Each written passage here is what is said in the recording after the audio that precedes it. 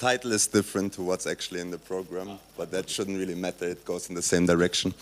So first of all, for people who don't know me, my name is Mark. I currently work in the Gram Istanbul office and heading there the production for all of our titles, also including the ad-based titles. I'm not going to say hyper-casual. I'm going to give a little bit of an explanation about that, why it's not hyper-casual, what we do. So yeah, let's start. There it is. Nope. Nope, nope. Doesn't work.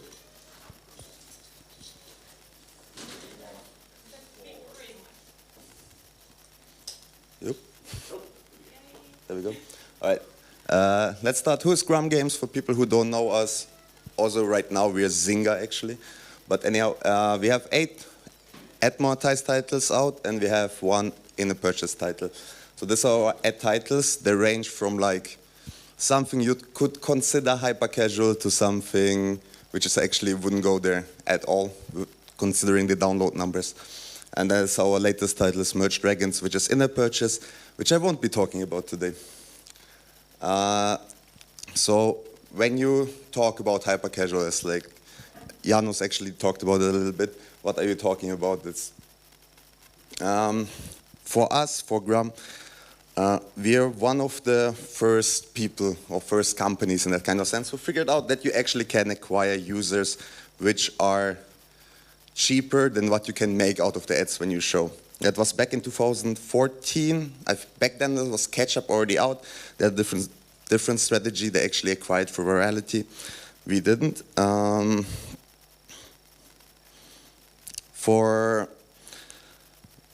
Again, why I'm talking is like building the supporting pipeline. It's like, that's one part of the presentation later on. It's like, how can you as a company also build the same pipeline? And then how you can build a culture which supports actually producing a lot of games in a short amount of time that can yield actually positive results. For us, for the last 3 years, we actually released 137 prototypes. Mostly of them are hyper casual. And then the last thing is luck, lots of luck. A lot of people don't know that when we released 1010, it was actually in a purchase based. You had a live system. When you ran out of lights, you had to purchase more. We scrapped that and put in more ads, and that's actually where we figured out how we can produce this type of titles. So what makes a hyper-casual game? As Janos also mentioned, it goes in the same direction, easy accessible. You should be able to just open the game in like a few seconds, directly play it. Even if you haven't played the game for the last, let's say, 2 months, you open it, you directly know what you have to do. They should be cognitive simple in the sense of art, how much brain power is required for you to actually play the game. Easy, fast, scalable. Again, I'm not going to talk that much about it, so it was good that Janos' presentation was upfront. It's mostly about the marketing side and what it's required to make the game easy, scalable. And for my definition, they should be primarily monetized through ads. There can be technically hyper-casual games out there which don't monetize with ads, but for now, I haven't seen any type of those. Easy and quick to produce. You should be able to produce a lot of those type of games. At the end, it's a numbers game. If you can produce a lot of titles, you won't find the one title which actually can give you the numbers you require. So let's start to check our games. This 1010 this is our first game in that kind of sense. For people who don't know it, it's basically Tetris with vertical and horizontal lines. You just place the blocks from the bottom, and then you create lines. If you create the line or place a block, you get points. And you can continue playing until you don't have space anymore. So as said earlier, we released the game in 2014. Let's check accessibility. It's a very simple drag and drop mechanic. The game actually doesn't have even a tutorial so far. And we tested with tutorial. We didn't see any number change in early retention, so it doesn't make any sense.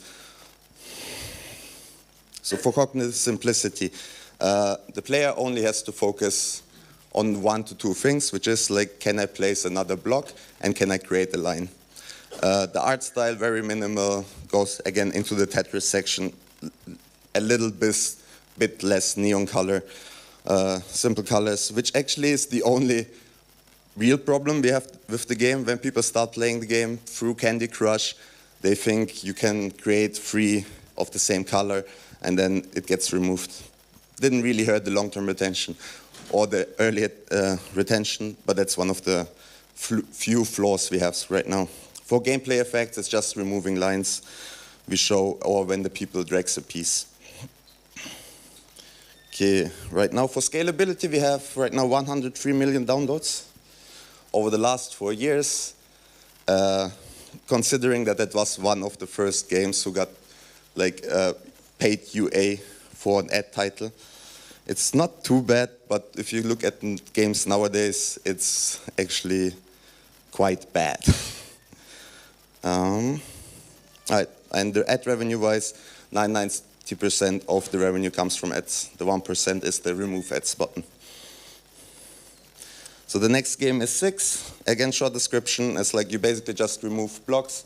You tap on the block and you try to get the hexagon down. Very simple. We released it in August 2016. For accessibility, tap the blocks. You don't have to think about anything else. Tap the blocks, keep the hexagon there. Cognitive simplicity, the same. It's like you really don't have to. It's like if you don't play the game for like 6 months, you start it up, you directly know what to do. One thing it's like we have with the art is like the hexagon has some patterns on it, so the player has an easier mindset when looking at the game. For scalability, the last 2 years we got 31 million downloads, and this is actually what you would consider our top hyper-casual title, since we could grow it in the beginning quite a lot. Not as much, again, as Voodoo does nowadays or Ketchup does nowadays. 90% of the revenue comes from ads. There's a slight split because we added rewarded videos for skin unlocking, which worked out quite well for us. Okay, for the competition, I think everybody knows right now Voodoo is the biggest player. They released Snake vs. Block last year in May. Simplicity-wise, their mechanics go more towards arcade, ours are more towards puzzle. Anyhow, it doesn't really matter, you just swipe left and right. You directly know what to do. For cognitive simplicity, for the players, it's really easy to get what they have to do. It's like either you have to pick the highest number, which gives you snake pieces, and the lowest number in the blocks. For scalability, what I checked is 133 million downloads, around that, for the last year. As you can see, it's already bigger than what we do. And ad monetization, I suppose they will make 99% of the revenue through ads.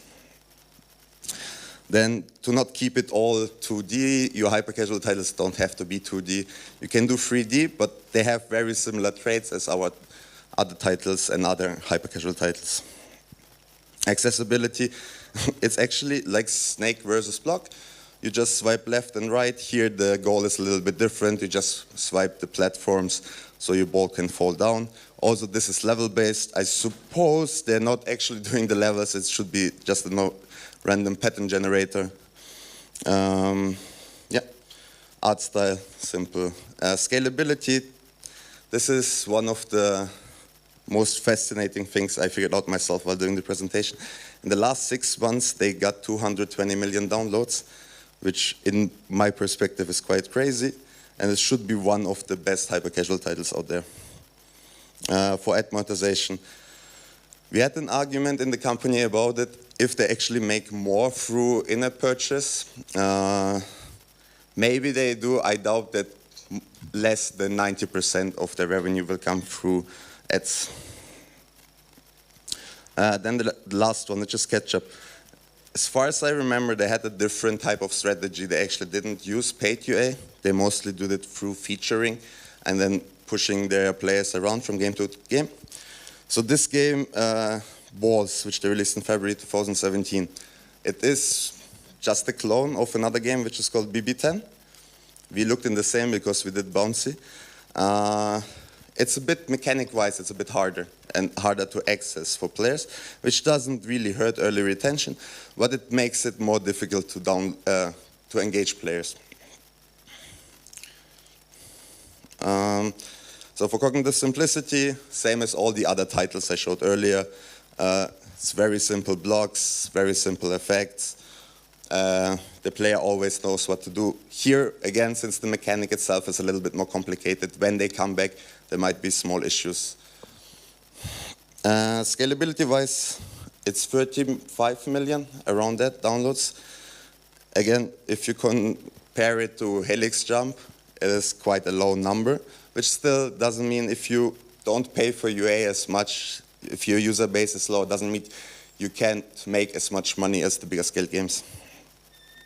Ad monetized, I suppose, again, it's all ads. So what should you do when you do this type of games? You should check for some key features all of hyper-casual games have in common, at least the ones who made it in the top 10, top 5. It's a very simple core input mechanic. If you can't explain your mechanic in like 5 seconds, it's probably too hard. The art should be, I always tell our artists, it should be as generic as possible. It shouldn't offend anyone. If you have a theme, it's problematic because that downgrades your user base. It should be very easy to read. Yep, and then the gameplay should be provide feedback. I think a lot of the new titles actually use the vibration mode in the phones to give you feedback when you play the game, which just creates a nice feeling for the player. So let's say your game is more complex. This is one of our titles, which is Merge Farm. Description-wise, it's basically a consumer game. It's like you plant your vegetables, you merge. If you have 2 of them to create more, then you harvest, then you give it to the customers. Then there's a different production pipeline as well, which is very, very complicated if you think about this. The game has actually a 20-step tutorial. We released it in August 2017. A little bit, actually it's not August, it should be October. Anyhow, it has a drag and drop mechanic, it has a swipe mechanic, it has a tap to purchase mechanic, and then it adds more complexity the further you actually progress through the game. Cognitive simplicity is really not there. If you don't continue playing the game continuously, if you come back, you probably won't understand what's happening. Several goals the player has to set for himself. So yeah, there we come to scalability. It's not really a hyper-casual title. It has 2 million downloads over the last year, almost. Partly through it has a theme, and there is certain expectations from the player attached to a certain theme. And 87% of the revenue comes from ads. Here the split is much higher towards the rewarded, less on the interstitial and banner side. Bouncy, very similar title to Balls, more complex than Balls. Released in May 2017, same mechanics. Actually, we changed a little bit the mechanics to Balls. It works more like a bubble shooter. The player doesn't have to drag to shoot.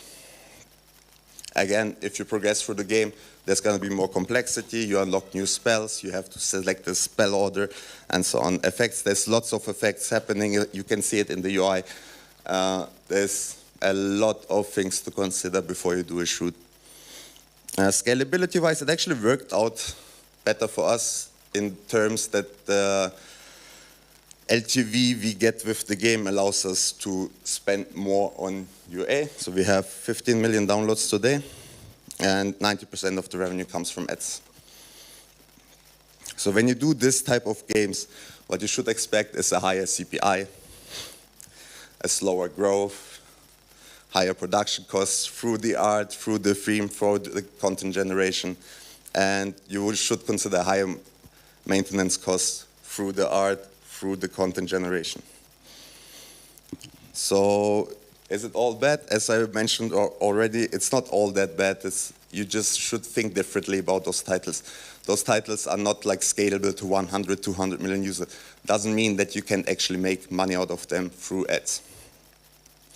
It usually allows you, more complexity allows you to have more spaces where you can use higher CPM formats, which is at the end rewarded videos.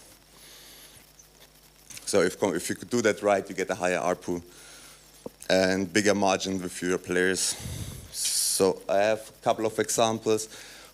We have 5 different rewarded placements in Merge Farm. Those are like 3 of them. You can speed up the harvesting, you can double the harvesting, and you can double the initial purchased items.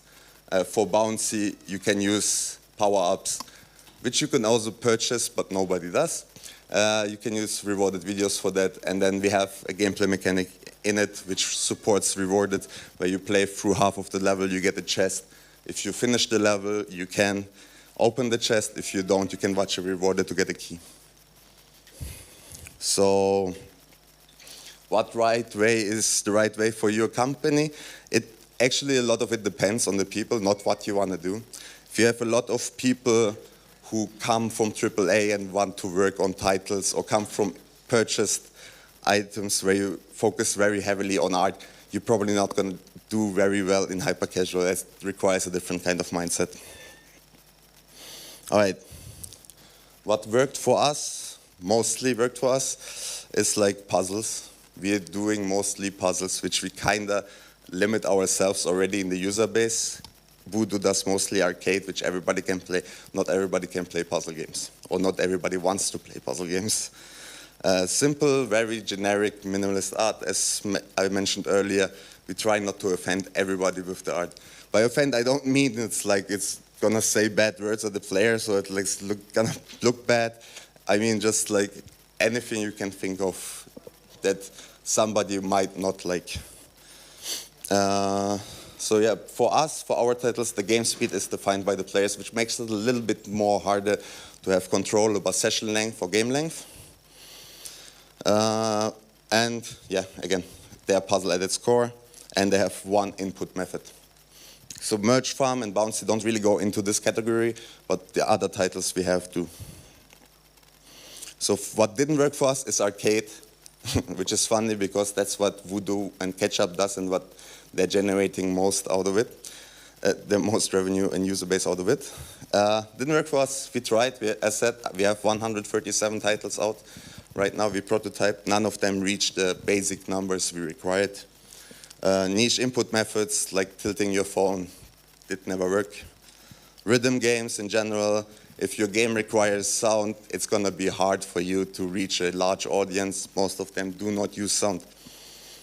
Focusing on art, we spent a lot of time trying, even 10-10, trying with different themes and everything. At the end, we learned it's like the more generic it is, the better it is for UA, the better it is for the player and the gameplay. So let's say you want to start your own ad format or hypercasual studio.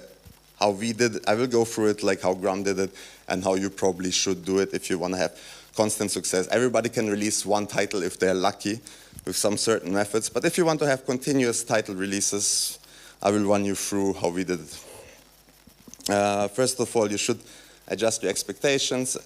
It's all about the numbers. The more titles you can release, the more titles you can test, the higher is your chances actually getting something out of it, which will work at the end.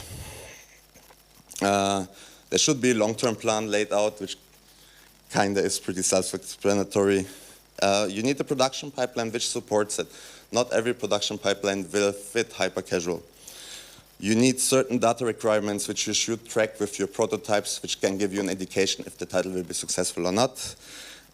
You need the UA strategy, and you need the monetization strategy for both. I'm not going to talk that much about it. Jonas, I think, covered it pretty good. So how Graham did it, for the production pipeline, to maximize output, we already had prototyping days, but we changed some rule sets to it. Once a week, we would sit down, everybody could work on a prototype game or whatever they want to work on. We changed it to like you have 2 weeks, 2 days, you have to finish a complete game ready for the store to be released, which we call fake launch, which for most companies should be soft launch, but after the fake launch phase, there's a soft launch phase for differentiation. It made sense to us.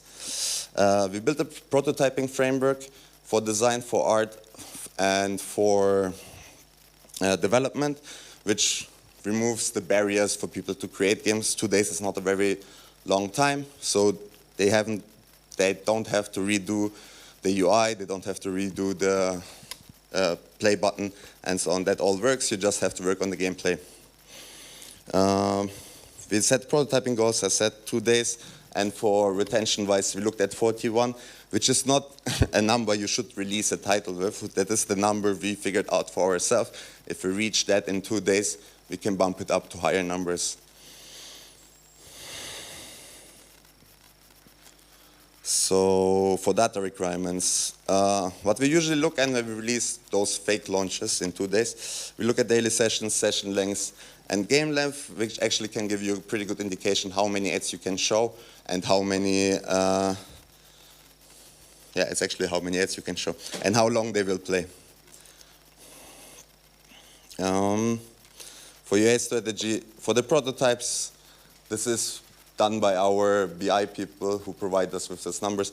Those are not numbers where you get like certain, like really certain key numbers which you can act on, but it gives you a very good indication. It's like we get in 3 days, every day we're getting 300 users to see the basic retentions, lengths for the games and so on. And then, yes, we do minimum ads. We create ads for all of the fake launches ourselves. We don't use the predefined ones. You can ask any ad network, they will happily provide you with what is required. For the monetization strategy, we don't monetize in prototypes. As said, we have the game length, we have the session length, we can kinda estimate how many ads and what type of ads we can show, which is not always true. We also release titles with ads in them. You don't do those titles in 2 days. So let's say you have your first game out. The most important metrics to check out is like the day 1, day 7, day 30, retention, engagement. Scalability is one of them naturally, so your CPI, eCPI cost should give you an indication. It doesn't matter if you have day 1 70% and a lifetime of, let's say, 20 days. If your CPI is around $10, that's not going to make any money in that space. Ad impressions you can give, and the ARPU you will receive. So, what you need basically those metrics. You need gameplay should be polished and balanced. By that I don't mean like nice art. I just mean like the game should be playable constantly and very smoothly. The content should last for 30 days. If you have an endless title, it's not a problem. They're just going to go for a new high score. If you don't, you need something that will generate content for the player. You do not want to sit there and actually make handmade levels. You actually need a pattern generator or something else. It should be implemented and working. Let's say you release the title, the numbers are decent, you basically made it, you should build up a strategy. I do not know that much about UA, so you should ask somebody else. Basic rule, LTV should be higher than eCPI. There is some ways where you actually, your eCPI can be lower than your, can be higher than your LTV. And if you scale high enough, your eCPI will drop. I wouldn't recommend that for anyone. It's a lot of math involved. It doesn't always work out, and the market changes a lot. If you don't have that, you should iterate. If you work on a hyper-casual title and it takes you longer than a month to get some decent numbers, I'd recommend you to kill it. There's no point in constantly reiterating on it. Yeah. So why does Gram do prototypes? First of all, it's a huge data generator. If you release 137 titles, you have a lot of knowledge what titles work with what kind of combination, what mechanics work. It allows us to explore different ideas. Not everything we here think that will work, and not everything we think here will not work, won't work. It keeps us kind of grounded for exactly that kind of reason. It's like we had the title everybody in the company believed on. We released it, it had one of the lowest retention numbers there was. All right, so some general thoughts to consider when doing hyper-casual games. As I mentioned earlier, it's not for everyone. Don't try to force yourself. If you have an artist who wants to work on RPGs or who wants to make fancy art, hyper-casual is not the way to go. The more titles you have out there, the bigger your support team will grow. You will have to update a lot of SDKs. You have to manage the ad networks. and you have to negotiate with the ad networks. That basically goes, if you don't like working with ad networks, don't work in hyper-casual. If you don't like to work with partners, be reliant on partners. Your ad revenue will depend on how you interact with your ad networks. If you don't like to constantly be in contact with them, don't do hyper-casual. That's one of the important things a lot of people tend to forget, especially when they start doing their first games. They're disposable games. Don't expect to have a lifetime of 30 days. Don't expect to have LTV of like $3, $4. That's not going to happen. They're disposable games to generate a certain amount of income, and if you can grow it, they will generate more income for you. Your games are easily clonable. There's a shit ton of 1010 clones out there. You can't do anything about it. If you're lucky enough, you released, if your game is not itself a clone, you released it first, you'll have the higher user base. If somebody comes, copies your game, he has a higher budget, you're probably not going to make it. You should do another game. Hyper-casual games are very tech-dependent. A lot of ad networks, I think we're implementing like 15 different ad networks into our games, which have to work together. There's going to be a lot of problems. There's going to be ads popping up, showing porn in the middle of your game. You have to get used to it. It will happen. You have to fix it. So you should consider that there is somebody who will fix those things. I talk to a lot of people who work mostly in in-app purchase, and they ask me, why do you show banners? Why do you show interstitials? Rewarded is like the best player-based approach. Interstitials give us the most money, first and for all. I think for most of our titles, 60 to 70% comes through interstitials. 20% comes from banners, and the rest comes from like rewarded and in-app purchase. So if you make a game right now for hyper-casual, first thing you should implement is interstitials. I wouldn't even think about rewarded. You should constantly study the market. Right now, especially with Voodoo, there was a talk at Casual Connect where Voodoo talked about there is a 3-month cycle. It's actually not a 3-month cycle. It's like when Voodoo releases a game that is scalable, the trend changes and you should go with it. You should know your competition. Right now, there's more and more people. There's Legendary, there is Lion Studios, who just started, who have ad mediation and ad network backgrounds. There's companies you can compete with, there's companies you can't compete with. I wouldn't go right now and compete in the same genre as Voodoo. I should know you if you have that kind amount of money. I should know you by now. You probably don't, and you shouldn't go for the same market. For us, what worked is puzzles. We're doing better puzzle games than Voodoo.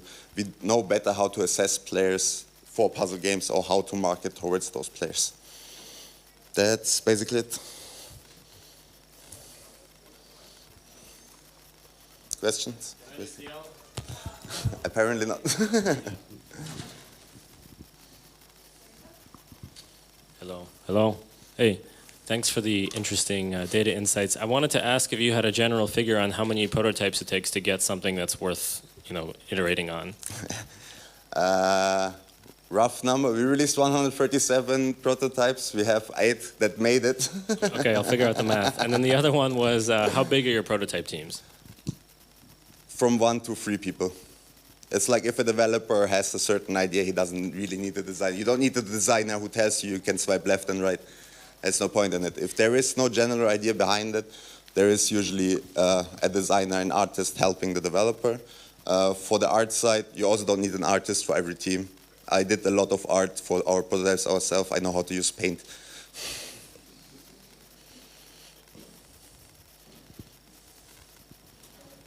Any more questions for Mark? We've got a few minutes actually, so if any questions from the back?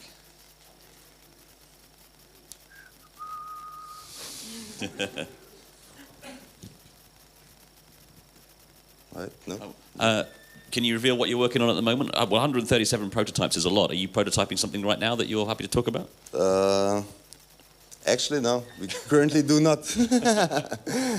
It is interesting because for us right now we are more into the inner purchase titles.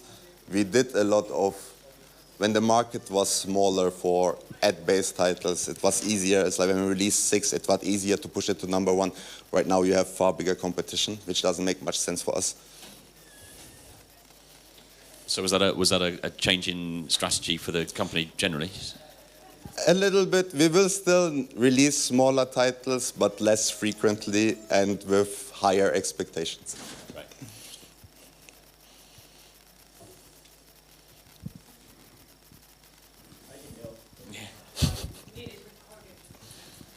With regards to your hyper-casual games, do you find that you have a broader target audience, like all age groups, male, female, and do you think that that actually contributes to the success of these games?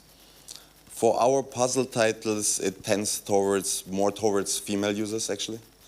So we have a smaller audience in that kind of sense. We're alienating a lot of male users, which for Voodoo is actually more important since they're doing more arcade style of games.